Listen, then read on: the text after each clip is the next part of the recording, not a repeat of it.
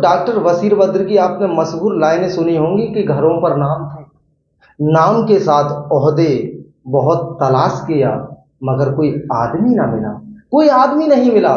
क्योंकि घर के साथ आप देखते हैं जितने भी घर होंगे उनके आगे नाम लिखा हुआ होगा और नाम के साथ ओहदा होगा कि कौन सा ओहदा है, वो वकील है, वो बिजनेसमैन है, वो पॉलिटिशियन है, वो डॉक्टर है, वो ऑफिसर है, वो टीचर है, क्या है वो जरूर लिखा हुआ होगा। क्योंकि उससे वो अपने अहंकार की घोषणा करता है, क्योंकि उससे उसका घमंड और ज्यादा तृप्त होता है।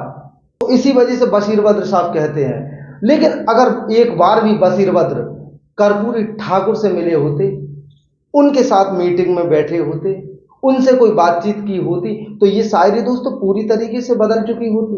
उनके लिए वो ये अलग शायरी करते और ये शायरी इस तरीके से होती। मैं गुस्ताखी करने की माफी चाहूंगा क्योंकि मैं इतने बड़े शायर की लाइनों में भी दखल अंदाजी करना चाह रहा हूं। तो आप देखिएगा कि घरों पे नाम थे, नाम के साथ ओहदे, बहुत तलाश किया, सिर्फ एक आदमी मिला। और वो आदमी कौन था दोस्तों? वो थे जननायक भारत रत्न कर्पूरी ठाकुर। वैसे तो कर्पूरी ठाकुर ने बहुत सारे काम किए हैं, लेकिन आज मैं एक स्पेशल कहानी लेकर के आया हूं और उन्होंने एक स्पेशल जो काम किया उसके बारे में आपके सामने रखूंगा। वैसे दोस्तों मुझे सेन समाज, सविता समाज और नंदवंशियों से थोड़ी सी रिक्वेस्ट करनी होगी, रिक्वेस्ट करना चाहता हूँ। एक्चुअली बहुत ही ज्यादा उदासीन लोग हैं हमारे, बिल्कुल भी वीडियो शेयर नहीं करते। मैं कभी नहीं कहता हूं कि आप मेरी वीडियो शेयर कीजिए, लेकिन हमारे समाज की एक फेमस पर्सनैलिटी है कर्पूरी ठाकुर, आप उनकी वीडियो तो शेयर कर ही सकते हैं। तो मैं चाहूंगा कि आप जरूर शेयर करें। तो दोस्तों मैं बताना चाहूंगा कि जैसे ही पहली बार 1967 में कर्पूरी ठाकुर उप मुख्यमंत्री बने, उन्होंने अंग्रेजी शिक्षा की अनिवार्यता बिल्कुल खत्म कर दी और उस समय के हिसाब से कर भी देनी चाहिए। आप खुद देख रहे हैं कि ये कोई भाषा नहीं है, ये बिल्कुल स्किल्स की तरह लिया जाता है अपने इंडिया की तरह। इंडिया में स्किल्स, स्किल्स क्या है? जैसे मान लीजिए अगर आपको संगीत सीखना चाहते हैं, नहीं चाहते, ये बिल्कुल आपका ऑप्शनल है। आप चाहें तो सीख सकते हैं, नहीं चाहें तो नहीं भी सीख सकते। स्किल्स का मतलब क्या है कि एक ऐसी चीज जिससे आप पैसे कमा सकते हैं। आप ये सोचिए कि जैसे आज आपको टाइपिंग आती है तो ये स्किल्स हो गई। अब आपकी इच्छा है, आप इसे सीखना चाहें तो सीख सकते हैं, नहीं सीखना चाहें तो नहीं सीख सकते। बात को, इसी अनिवार्यता को, अंग्रेजी की अनिवार्यता को जो कर्पूरी ठाकुर ने खत्म कर दिया।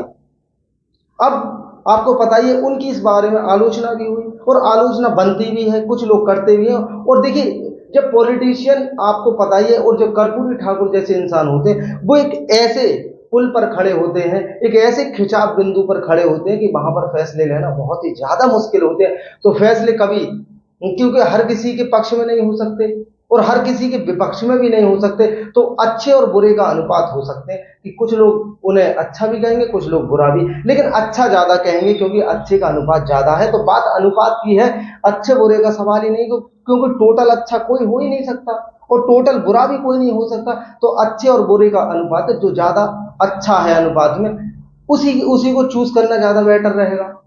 तो उन्होंने जो है उस समय की दृष्टिकोण को, उस समय की परिस्थिति को देखते हुए अनिवार्य अंग्रेजी शिक्षा की अनिवार्यता को खत्म कर दिया।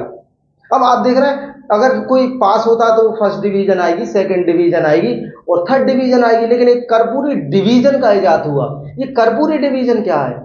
कर्पूरी डिवीजन वो डिवीजन है जो बच्चे इंग्लिश में फेल हो गए और सारे विषयों में पास हो गए, लेकिन वो पास माने जाएंगे क्योंकि उनकी जो है वो कर्पूरी डिवीजन आई। लेकिन ये मजाक के तौर पर लिया गया था दोस्तों, लेकिन ये भी बहुत बड़ा काम था कर्पूरी ठाकुर के द्वारा।